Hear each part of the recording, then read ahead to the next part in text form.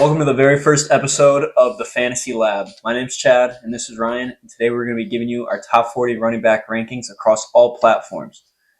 All right, let's get right into it. So, number one for me is going to be Jahmyr Gibbs. Obviously, finished as the RB3 last year. Has high scoring fantasy game, 57 points last year. That's insane volume. No Monty. Monty leaves this offseason. Gibbs is probably going to get even more work than we saw last year. Obviously, you signed Isaiah Pacheco, but is that really going to do anything? I don't think so. We get a new OC hire in Drew Petzing, who the Cardinals have always had relatively strong running back rooms. And obviously, with Gibbs, you got no injury history, and you're in an elite offense. It can't get much better than that.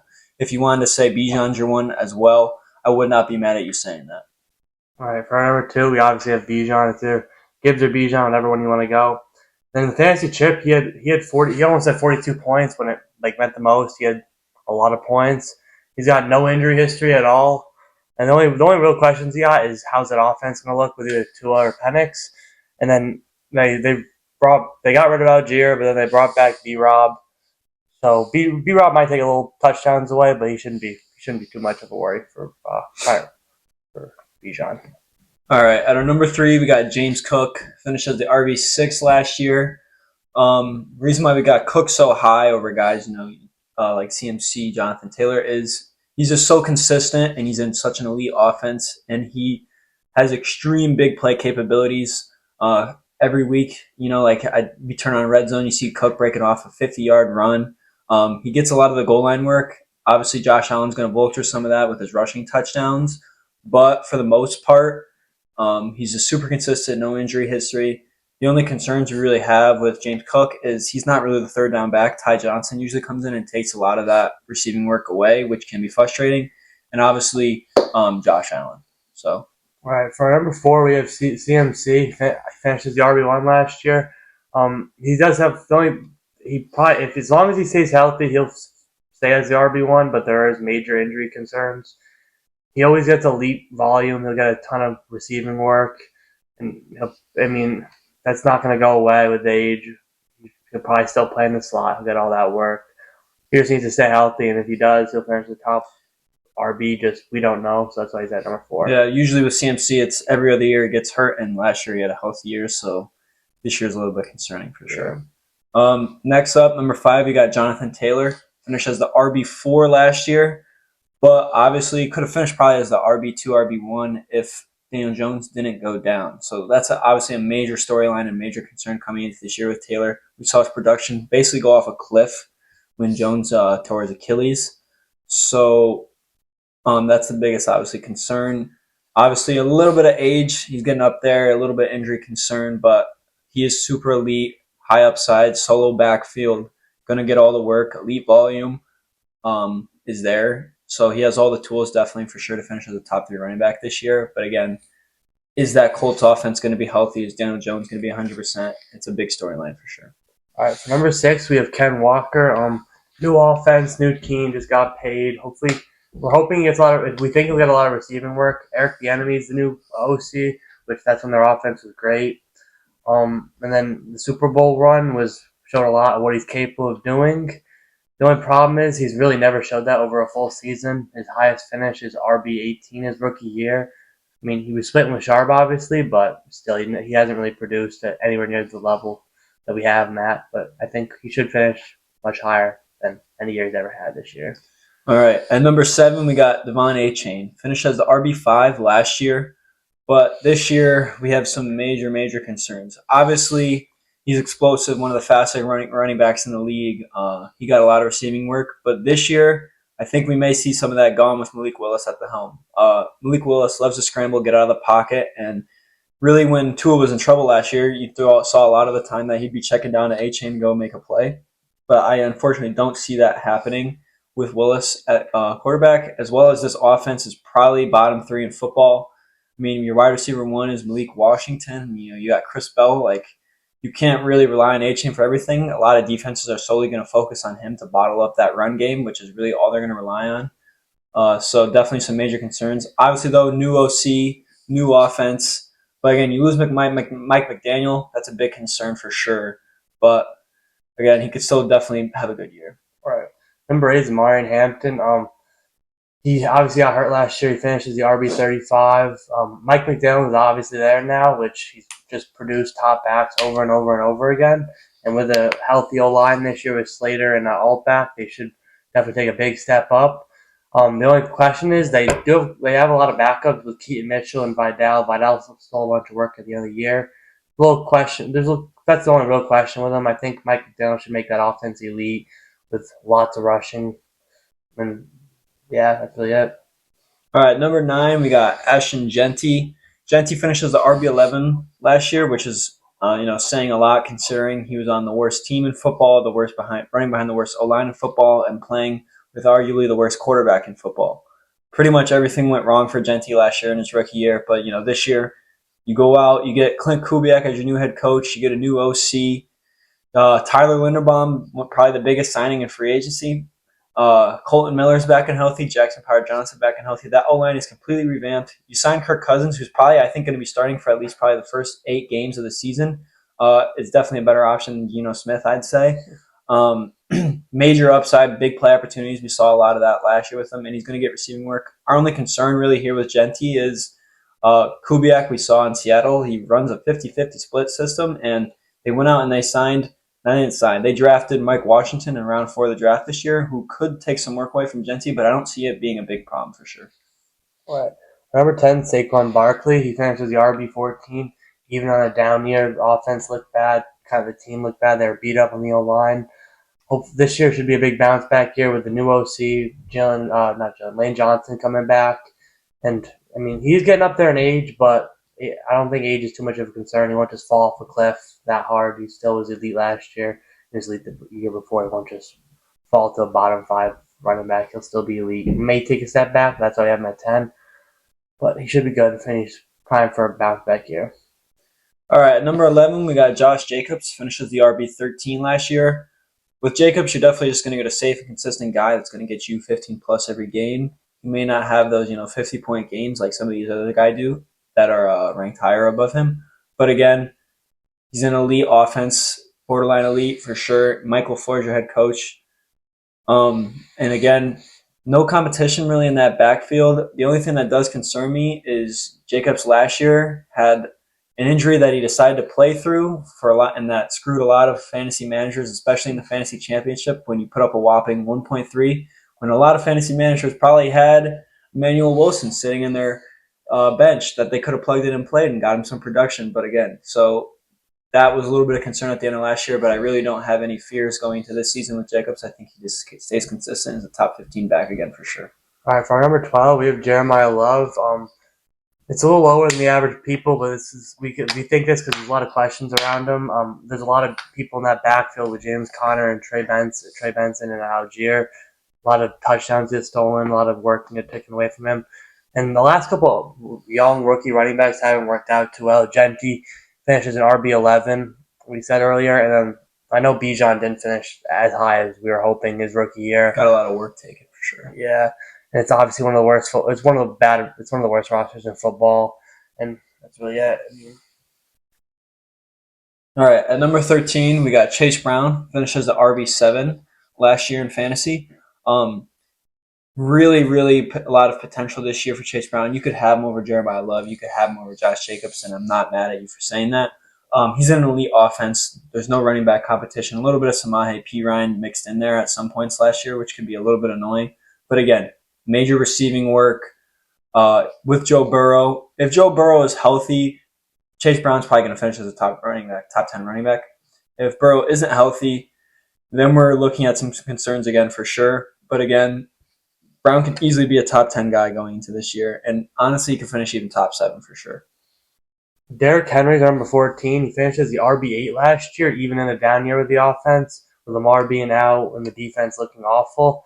This year, I think the offense will look much better, and the defense added a ton, so they should be up in games, running the ball. He is getting up there in age, though. He's 32, I believe.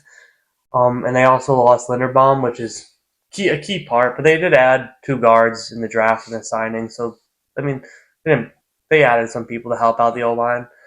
And, I mean, Lamar's healthy, and they have a new head coach and new OC. So it could be a little different this year, maybe for the better. All right, at number 15, we got Brees Hall. Brees finished as the RB20 last year in a really, really bad offense. Probably, honestly, the worst or second worst in the league. Yeah, Justin Fields is your quarterback, just a recipe for disaster. This year, the Jets honestly majorly improved in the offseason. We saw, as much as Geno Smith was bad last year, this year he'll be playing around a really good O line that is only going to improve from here. Brees obviously gets a lot of receiving work too, which is really important. Obviously, in fantasy, we're playing PPR. Um, he should honestly finish as a top 15 running back this year for sure, as long as things go to plan. Got your new OC in Frank Reich, who's proven. And as well as there's a little bit of injury concerns there. Brees did have two major injuries. But other than that, like we really should be hoping for a top 15 finish from Brees this year. Number 16 is Javonte Williams. He finished as the RB12 last year, and nothing's really changed in the offense. It's kind of all the same stuff, and should expect something pretty similar, maybe even better. They improved the defense, so they should be hopefully a little more up in games and more competitive games where they don't have to throw it. They could run it a little more.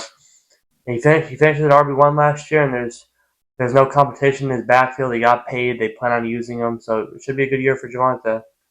All right, number 17, we got Bucky Irving. Finished as the RB34 last year. Obviously, had a major shoulder injury that kept him out for most of the year. And apparently, now we're looking into it, that's still a major concern coming into this year. So I'm honestly pretty worried for Bucky. We do have him at 17 because obviously the upside and potential is there. He's been proven to have elite seasons for sure.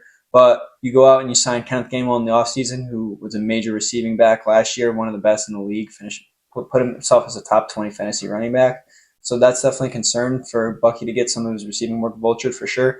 And Sean Tucker's still there. Sean Tucker can definitely see a lot of goal line work this year, as Bucky's not really necessarily a goal line back. So he's kind of in a weird spot where we don't really know how the backfield is going to be split. So I don't know if I really see the volume being enough for Bucky to be like a top 10 guy again, but I think he's definitely still worth it in your late round 2, early round 3 picks. All right, number 18 is Travis Etienne. He finished as the RB10 last year. He obviously just got signed to the Saints. It's his backfield. He'll get a ton of receiving work like he did with the Jags. Kamara is still there, but he's getting up in age, and I don't think he has it anymore. I think it's Schruff. Sure, Shuck. Yeah, I think it's Schruck. Tyler Shuck. He should take a step forward, make the offense a little bit better, and Kellen Moore. Yeah, something like Kellen Moore. They should take a step up in that offense, and that offense should improve this year. All right, number 19, we got Kyren Williams. Finished as the RB9 last year. Kyren's in the best offense in football. He's being coached by the best offensive mind in football. He's going to get his work. He's going to get his touchdowns. But again, this year we've been seeing more and more, just like we started to last year, is Blake Corum's going to get a larger role. We're looking at a 50-50 backfield. With that being said, I'm a little bit worried for Kyren, as if Corum keeps getting this work, I feel like they could maybe have a position where they're riding the hot hand, and whoever's playing well is going to get the ball. So he's definitely a safe pick. But again, if Corum's playing well, we could see Kyren just be sitting for a game, and you're losing a lot of value there. So that's why he can't be as high on this list as some other guys. Traven Henderson's our 20th running back. He finished the RB19 last year. Obviously, Ramondre is still there. He's going to take work as long as he's healthy. If Henderson ever goes down, or not Henderson, if Ramondre ever goes down, Henderson's a top 5, 10 RB, no questions.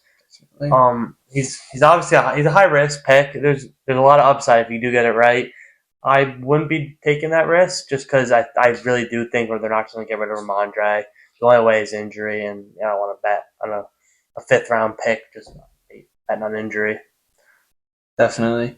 At number 21, we have Cam Scatterbo. Finishes the RB37 last year. I'm very high personally on Cam Scatterbo heading into this year. We saw when he was fully healthy last year, he had RB1 capabilities, which is huge if you could get this guy in your 4th or 5th rounds in your drafts this year.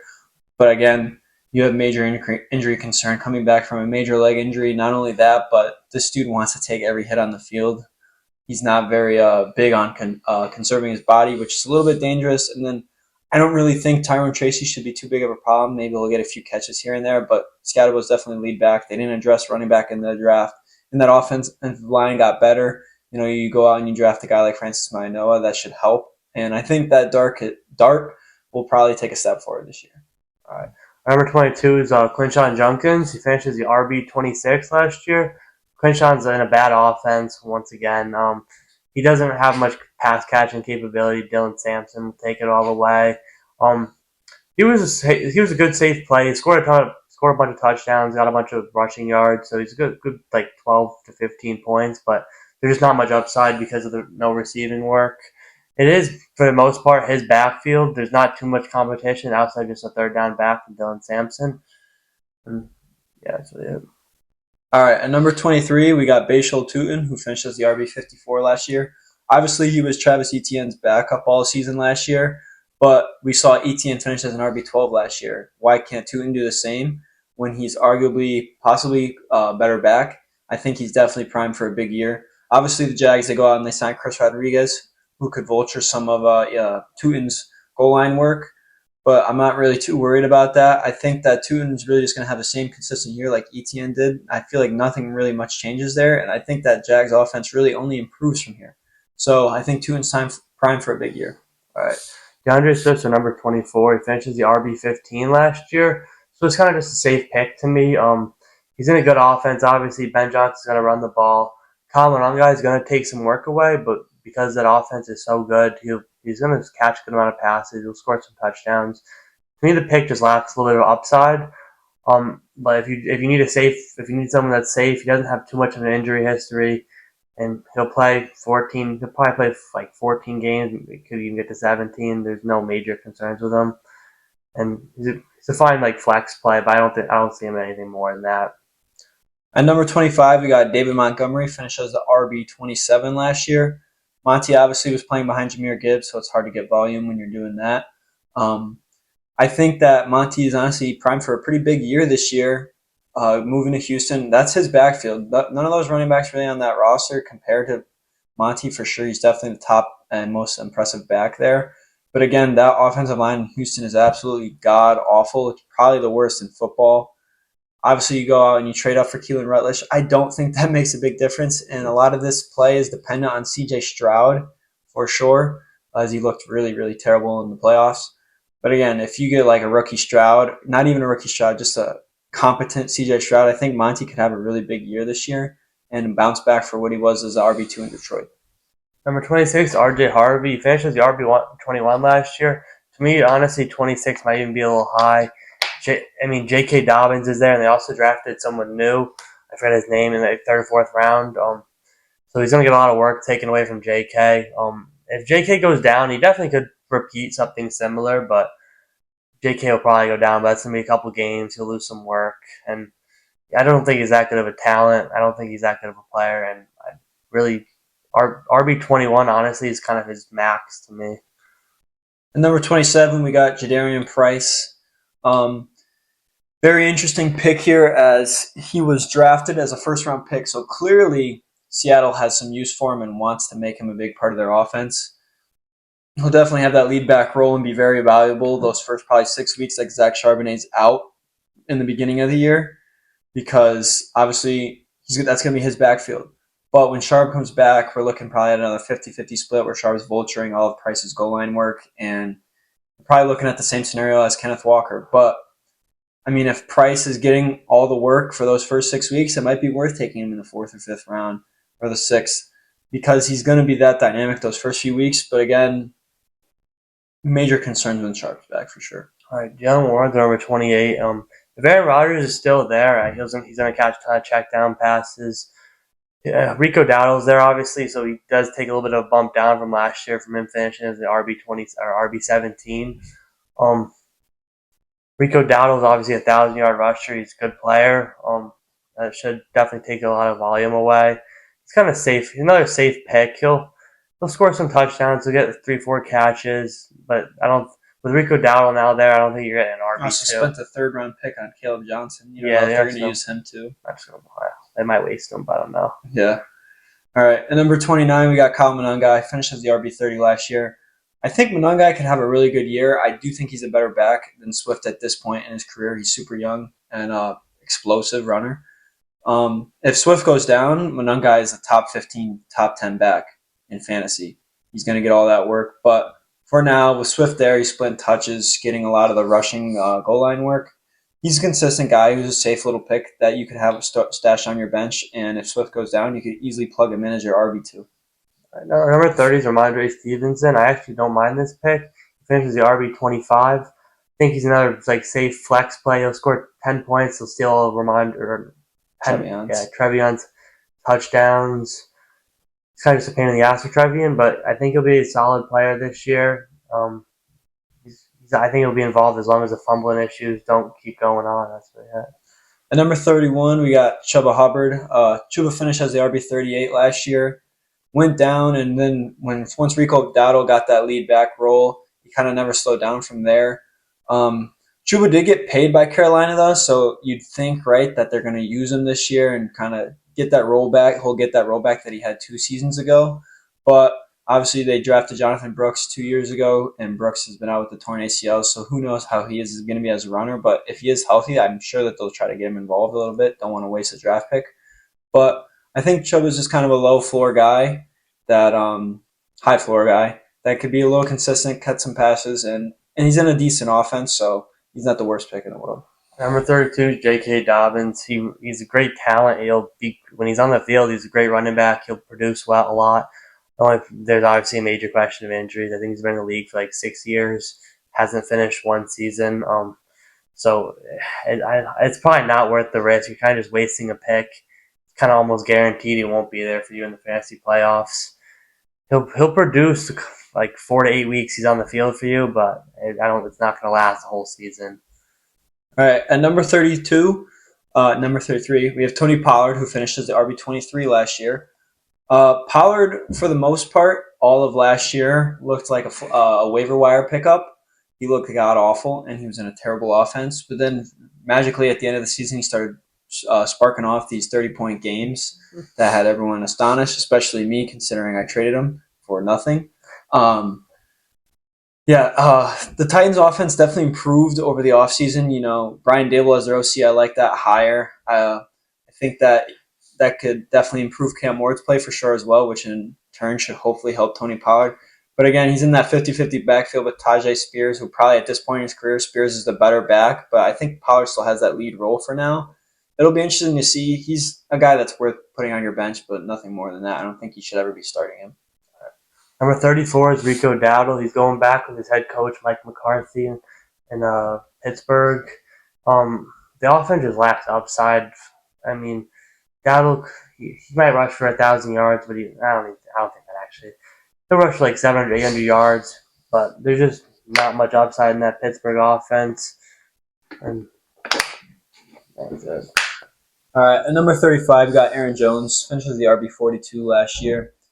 Right off the bat, major injury concerns. Injured pretty much every year he's been in the league. But he does get some receiving work. Kyler Murray should be a better option for him than J.J. McCarthy. That's not saying much. But I guess he's technically the lead back, so we got to put him on this list. But Jordan Mason's still there, and he really lacks any upside at all. I really like this. He's just there. All right, number 36 is Tajay Spears. I think he's got a good amount of upside with the Titans hopefully improving this year. Tony Pollard's obviously getting old and could fall off a cliff very quickly. Tajay's still somewhat young, I think 25. Could definitely take a big step forward this year, and hopefully with the Titans offense improving, he becomes, an RB2 level. I don't think he'll ever become a top RB, but he could take a step forward and be a solid RB for you. At number 37, we got Blake Corum, who finishes at RB 40. And this is a guy that I'm personally very high on coming into this year. I think if Corum's getting a 50-50 split with Kyren and the top offense in the league, he's better worth than half of these guys list that we just named that are in terrible offenses that are really just have no upside to them. I think Corum has a lot of upside and has honestly more big play opportunity than Kyren, as Kyren really isn't that explosive when it comes to big plays. So if he's having games where he's getting the hot hand, he's rushing better, he's a top 15 running back, and especially if Kyren goes down, he's immediately a top 10 running back in fantasy. So yeah, I think Corum, if you could get this guy in your 9th, 10th round, that's a steal in my opinion. Number 38 is Bill. He finished as the RB 33 last year. There's really no top running backs in that Commanders offense. It's kind of just like a coin flip. Which ones, if anyone breaks out, or if they just do like a bunch of like the feed the hot hand. If he does break out, he obviously has the potential to be pretty good on a good offense this year. I think. It's just kind of a coin flip. Who's gonna lead that backfield? You don't really know. At number 9, we got number 39, we got Zach Charbonnet. Finished as the RB24 last year. Obviously, Char went down in the playoffs with a major leg injury. Once he's back, though, he should return to exactly what he was doing before the injury, which is vulturing goal line touches from the better back. And that's going to make him worth some value, right? He's going to get touchdowns. He's going to score. So you got to be willing to spend a pick on him, right? So that's really much it about Sharp. Our final pick at number 4 is Tyler Algier. He finished as RB39 last year. It'll probably be something similar. He'll just take away Love's touchdowns like he did with Bijan. It seems like a similar role again. That's really it.